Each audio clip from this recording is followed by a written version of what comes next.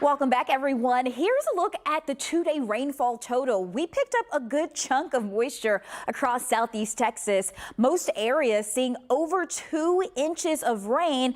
And even if you didn't make that 2-inch threshold, you were in places like Buffalo Bayou and Millam Street, 1.64 inches. Out to Cypress, coming over 2, and even out to portions of Fort Bend County there, coming close to that 3 mark, but just below it. As we continue through today, check out our radar. We're just noticing a few showers across the Houston area.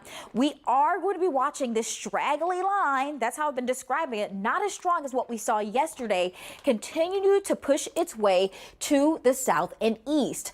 As it does so, it's going to really start to peter out even more. So if you were hoping for more rain showers, maybe that puts you to sleep for your afternoon nap. Well, they're really not going to be too much more energy to work with. As we take a look here to the north, this is where we're seeing those stronger storms fire off, and this is well out towards our north and east.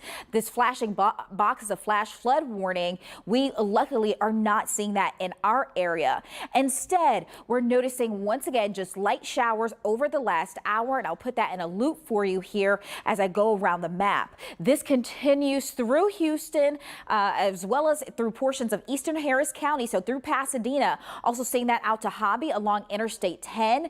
Also noticing some of those showers back through portions of Chambers as well. So if you do have any plans to head out towards the east, you might run into a shower with a heavy downpour. Now, all of these showers are coming with heavy downpours. Notice back through Fort Bend and portions of Brazoria, that line continues to weaken. However, just saw something interesting here on the radar. Going to zoom into that line down through Brazoria. This might bring in some breezy conditions right there across portions of Brazoria. Nothing too extremely gusty, but just keep some of that in mind as those showers push on through. Another thing that we continue to track out here, as I mentioned, is the timing. We're going to see that move out towards the east. Drier air filters in through tonight, and by 3 p.m., most of us are done with the wet weather. By 6 p.m., when many of us might be on the road going home from work from work to home, you will be looking at dry conditions, but the clouds stick around. Temperatures are changing rapidly. We continue to see 53 out to College Station, 72 in Galveston, and here in Houston in the 60s. This cooler air will continue to filter in. Now, we're going to show you what it looks like out on the road with meteorologist Brittany Bagley.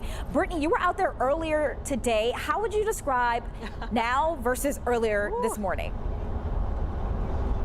Oh, you know what? Earlier this morning, things got a little sketchy as the rain was coming down and we had an interstate shut down. And right now what I'm doing is Damon is driving. He's been driving me all day. And then I have our Storm Tracker 2 app. And what I love about it is like you can just double click and it tells you like what's going on in that area. Is it foggy? Are we seeing rain? It tells you exactly where you are. So let me show you too. So here's a live look at the roadways. Ooh, this is the first time I've been able to say this in a while. It looks, this shot, like it's dry. Taking a look at the front camera, you can see traffic is not bad. So I actually think we're getting a little bit of a break.